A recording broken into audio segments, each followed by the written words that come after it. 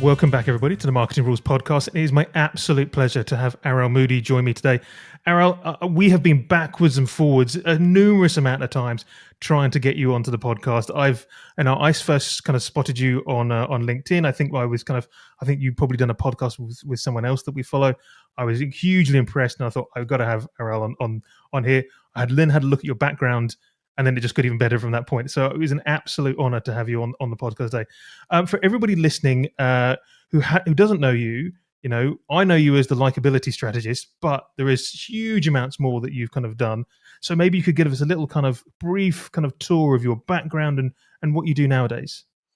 So entrepreneurship kind of was my starting point to it. So I got interested in entrepreneurship. And the reason why I got interested in entrepreneurship was I was like, well, if I become this hugely successful entrepreneur, then I get to become a motivational speaker, a professional speaker. That was always my love, my passion.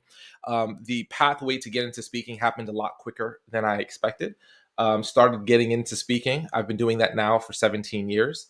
And absolutely love the topic. Speaking has allowed me to speak at the White House in America, TEDx stage. It's leveraged me to get a TV show. So I host a Disney Plus show called Family Reboot, which is produced by Kelly Ripa. Again, for all of our UK listeners, those are US based. Kelly Ripa is US based. I don't know how big she is in the UK. But to be able to do all that really happened from my love of public speaking. So whether it's speaking at the TEDx stage, whether it's being on TV shows, whether it's hosting podcasts, how do you create a message that resonates with lands? That's been a big part of who I am. And now what I've done is leverage that into a tech startup called talkadot.com, which helps speakers measure the effectiveness of their presentations through audience data and feedback, which most presenters get absolutely no feedback if they do. So we're trying to elevate the craft of speaking, and that's kind of where we are today.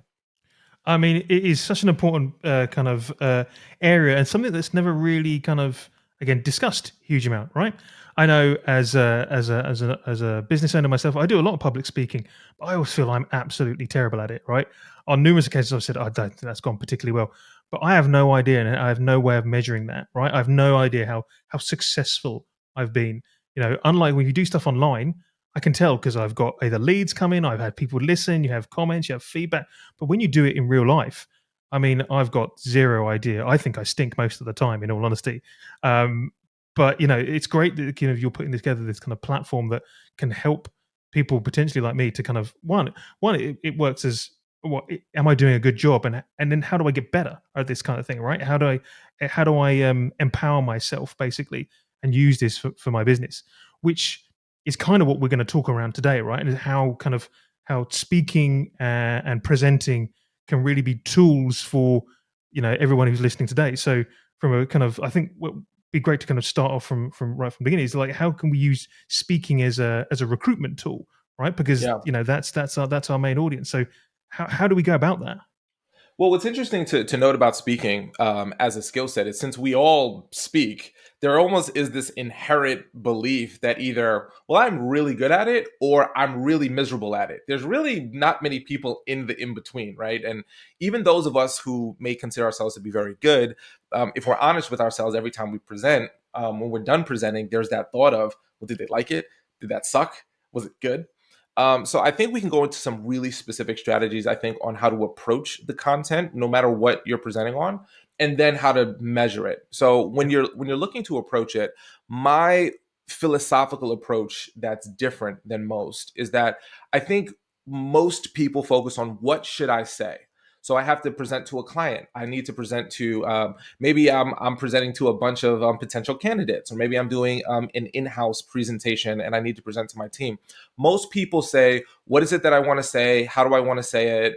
What's my first point? What's my second point? What's my third point? That's actually the complete wrong way to look at a presentation. It's completely backwards. The right way, in my opinion, to look at it is to ask yourself, after this presentation, what do I want my audience to remember? That's the key. Mm-hmm. Now, this is the strategy, the visualization that I put people to, and it usually allows you to get exactly what you want to say very quickly.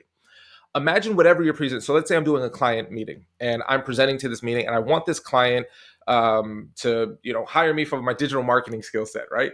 Or maybe I'm presenting to a bunch of potential folks that I'm like, hey, I would love for them to work with us. I think would be great. Instead of saying, here's what we do that's great, here's what's amazing, I want you to imagine that you walked into a coffee shop 6 months from now and you're going to get a quick coffee. And as you're running in very quickly, you actually see the key decision makers that were at that presentation from 6 months earlier having a cup of coffee, sitting down and talking. And they go, hey, remember when James came and presented to us? Yeah, I remember James. Man, I love James. He was awesome. The one thing he said that I still remember to this day, the one thing he said that impacted me the most was, and then what would you want to hear them say in that moment to Mhm. feel like, yes, 6 months from now, if you just remember that, that would be amazing. And that is what's called the paradigm shift.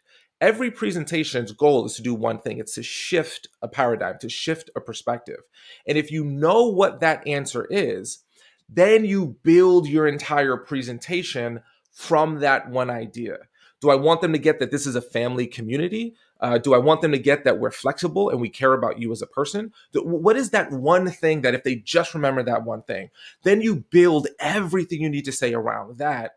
And that's how you actually put together a presentation, no matter what you're presenting on, for something that sticks, lands, and matters. Now, you can give multiple points, but they all have to lead to that one idea that they'll remember 6 months from now.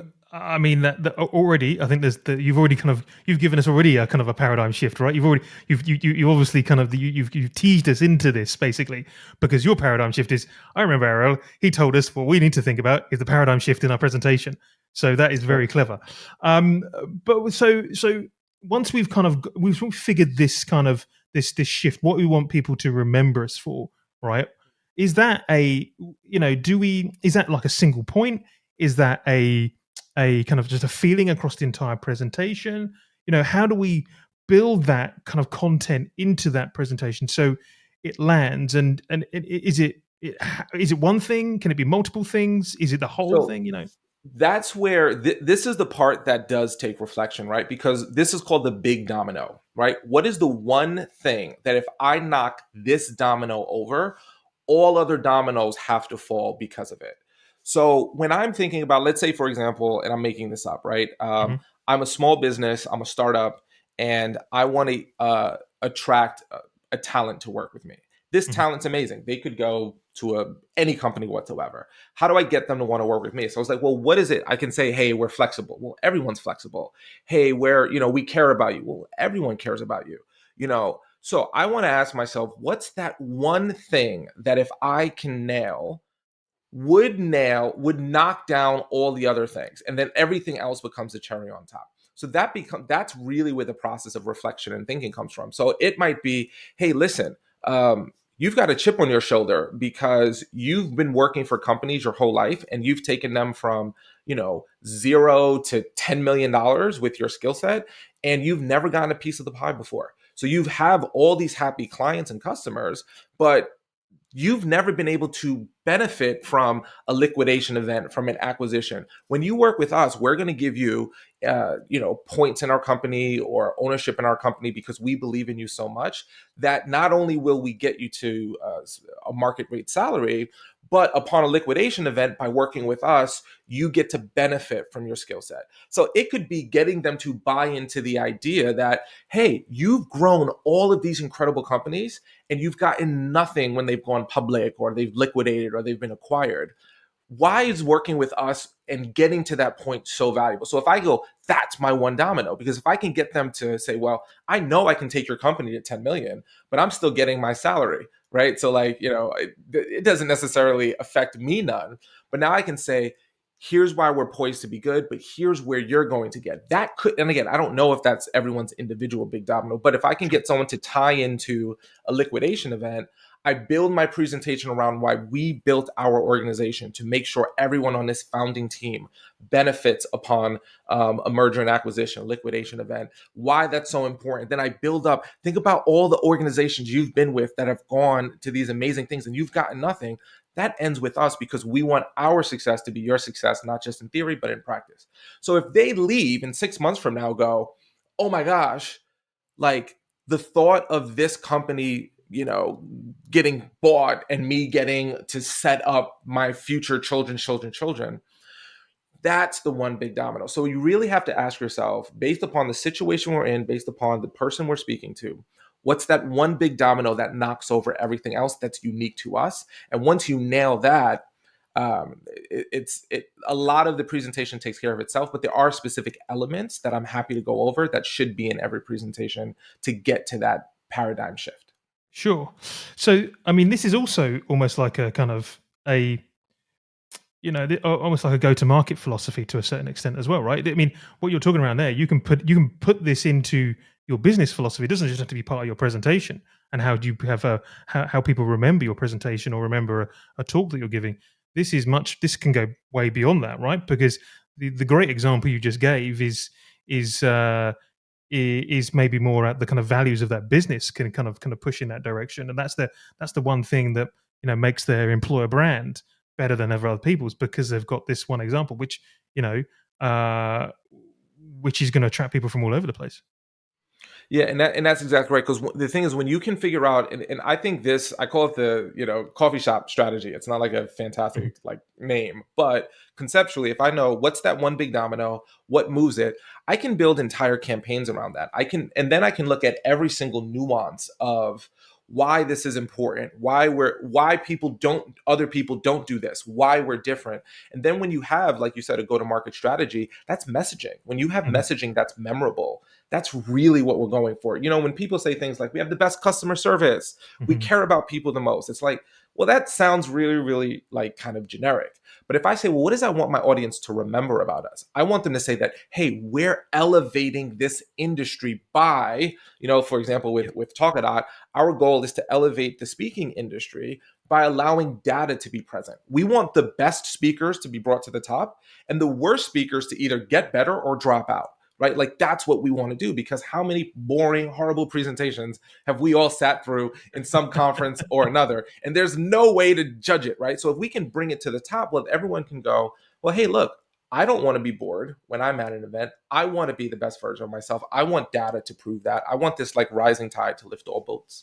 So when you create that message that is memorable, yes, you can use it in a presentation, but you can use it in your blog posts. You can use Mhm. it in your digital marketing strategies, in your recruitment process to why should you work with us? And you won't sound like everyone else. And I'm a big advocate. Part of my process in putting together a message is asking myself, what has my audience probably heard a million times already? And how do I make sure I don't sound like that? Now, I could talk about the same thing, Mhm. I just can't talk about it in the same way. And Right. that's very, very important to knowing who's your ideal audience, who you're trying to bring. So you don't necessarily have to create a brand new idea, but it does help to talk about it in a different way. And that's being really clear with, what am I trying to achieve? What are my goals? And those things sound so basic, they can be like forgotten, but it really does help us create a memorable message. You see, what I like about this as a marketeer, you've kind of got an entire kind of campaign built around what your message can be, and then that weaves its way into your presentation and into everything else that kind of sits either side of that and around the back of it as well. One thing that just did occur to me is, Ara, you're very kind of charismatic. You speak very well. You obviously you're practice this, and you could do this, like that. What about for some people who maybe aren't as kind of forthright or as confident potentially as you come across? How do they then kind of elevate their presentation kind of skills from beyond what you just said, from the people who aren't the great presenters, but actually might have a great message and great thing to talk about? Is there a disconnect there? How do we match those two things together? Yeah, so this is what I recommend in that case. So the first thing to understand is, someone like the Dalai Lama and someone like Martin Luther King Jr. have very, very different speaking styles, very different orders. If anyone's ever seen any of their historical speeches, they're almost as night as day as possibly can be. Mhm. But wildly effective in their individual pursuits, right? So the first thing that I would actually encourage someone to do is to find a presenter, whether it's a historical figure, whether it's someone on YouTube, whether it's someone within your life or your company, that you say they're on the same frequency or vibe that I'd want to be on one day, right? And this is important. If I'm super soft spoken and super quiet, trying to be this big bombastic orator will be so uncomfortable and so outside of your normalcy. You'll never achieve it. So you kind of want to say, like, based on my vibration, my frequency, am I a more, laughable, charismatic personality? Am I a more subtle? Am I a more, Steve Jobs type presenter that's a little bit more like straight to the facts? And so you've got to find someone who's already achieved greatness that just has the same frequency, the same vibration of what you resonate with. And then genuinely, in the beginning, you try to channel that person. And I know this sounds like not the best advice because most people say, be yourself, don't be anyone else. I think in the beginning, you don't know how to be yourself yet as a public speaker. You don't know what your public persona is. So it's actually better to find someone that you go, okay, you know what? I really like, Simon Cowell. I'm just going to choose him. Just not necessarily a good speaker, but like, I just like how direct he is. And I like how like to the point, no nonsense, he commands a room. I want to emulate that. So then you just literally, if you spent, I would give it 1 to 2 hours. It's not even a lot of time watching YouTube videos of him in interviews, watching him giving feedback, noticing his mannerisms. How does he say it? And then when you speak, literally try to channel your inner Simon Cowell, if you will. Yeah, you're not going to be that good right away because everyone's a mess before they're a success, right? But you'll be able to be like, well, how would this person say it? And then you do that. And then what happens is you stop wanting to be that person and you want to be your own person. And you actually find your own voice. But in the beginning, if we're so caught up in sounding stupid or sounding bad, we don't actually go after it. So I actually encourage people to find someone that feels like they're the same frequency as you. Channel, watch like some videos, get some tape into your subconscious mind of that person. Channel that person when you present and do it enough times until you start going, well, I don't really like saying it this way, or it feels too much like them. I want to do it this way. And then you'll actually start getting your footing and find your unique way of speaking. Yeah, I mean that's some great advice, and I know it's something I've personally done. I know when I first started the podcast, there was a few people that I kind of listened to over and over again and follow them, and definitely kind of thought as almost kind of tried to emulate them until again found my own voice. One of the things that I suffer from a little bit, and then I think I know a lot of other people do when it comes to presenting generally, is nerves, right? And that can I've seen people with kind of presentations become absolutely crippled by someone who's particularly nervous, and you can see that they're nervous, and that affects all. You think now, man, this person looks really nervous. You must have some tips for how we kind of go about kind of tackling that thing. Whether it's imagining the entire crowd naked, focusing on one person at the back of the crowd, all those kinds of things. You must have something else. This must be you must get people over this. Yeah, so I've never thought picturing the crowd naked would be helpful. I never understood that. Like I've heard that since the beginning of my career, and I'm always like, why? That seems like such a mental exercise to do, and two, why would I do that, right? So there's two ways to deal with nerves. The first thing to understand is nervousness only comes from lack of preparation. That is the only place that nervousness comes from. When no one gets nervous in the morning to tie their shoes. You don't get nervous to go down and be like, am I going to do this right? But if you've ever seen a 5-year-old try to tie their shoes, they're really flustered by it because it's just new. So whenever you're nervous about a presentation, what that's really saying is there's something about this that you're not prepared for. So that's like basics, number one. So you've got to prepare, and that just comes from repetition. I would love to say that there was don't do hard work, like it is work. But so if you're nervous, typically what you're nervous about is a certain point in your presentation. Typically you're like, I feel really, really good up until this point. Then I blank out and I kind of forget the next part and I'm so nervous I'm going to blank out. Well, that means that there's a transition point that you need to either create a visual cue for, create a written cue for, or something. There has to be something that reminds you of what you need to say. So that's preparation. Mhm. The second thing, this was my like big aha, that completely made me feel comfortable in front of any audience that I've ever spoken in front of. And I've spoken in front of some really like high pressure audiences and ones where I've psyched myself out. And in reality, it's always been true what I'm about to say. Literally, no one in your audience actually wants to see you fail. No one. Think about it for a Mhm. moment, okay? I'm a listener of this podcast right now. So I'm listening to James, I'm listening to me speak. You don't want me to suck as a guest. You actually want me to be a good guest. You clicked on this. You might be driving right now. You might be going for a jog or washing your dishes, and you chose this episode because you were like, I want it to give me something. So in reality, no one in your audience wants you to fail, because if you fail, that means they fail. Now, what every presenter who gets nervous often thinks, I don't say every presenter, most Mhm. presenters think, well, they hate me.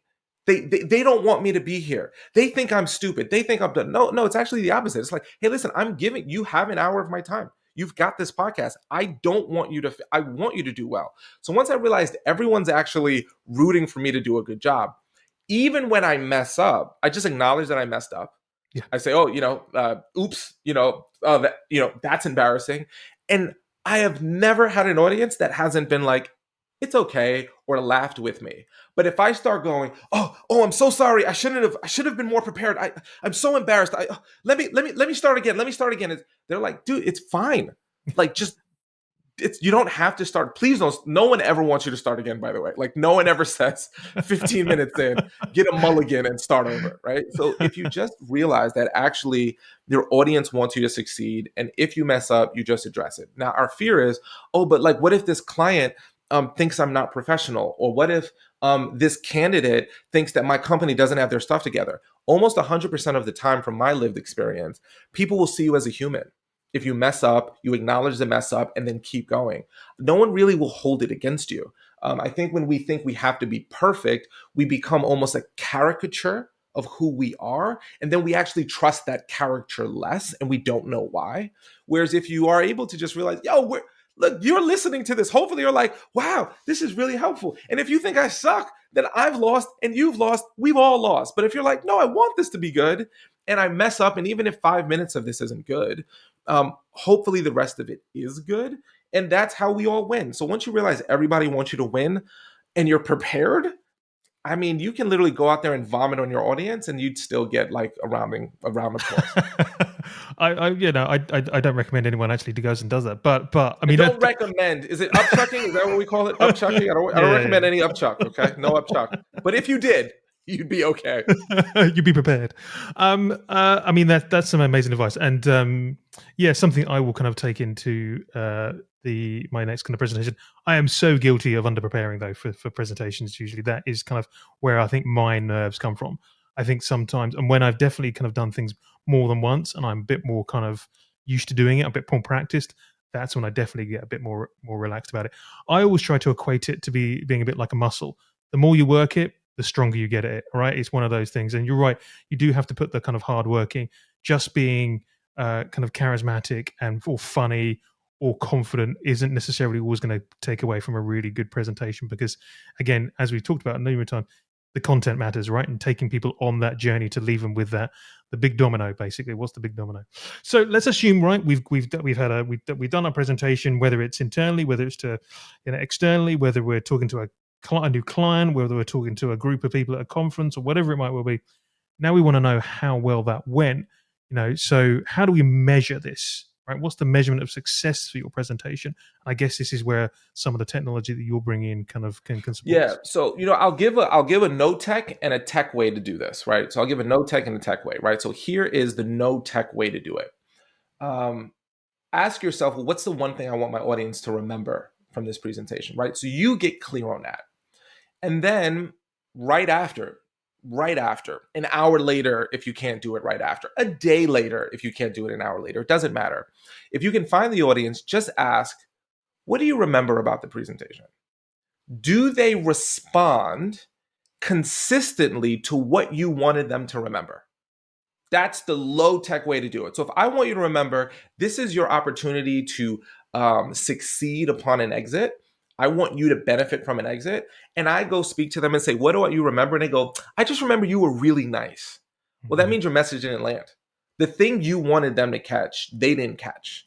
So the very low tech way to do this is, to go up to like maybe one of your coworkers if you can't, like maybe you're talking to like clients or recruiters and you don't have the luxury of asking them, but you've got like a coworker or a team member that's with you. Simply ask them, what did you remember most about my presentation?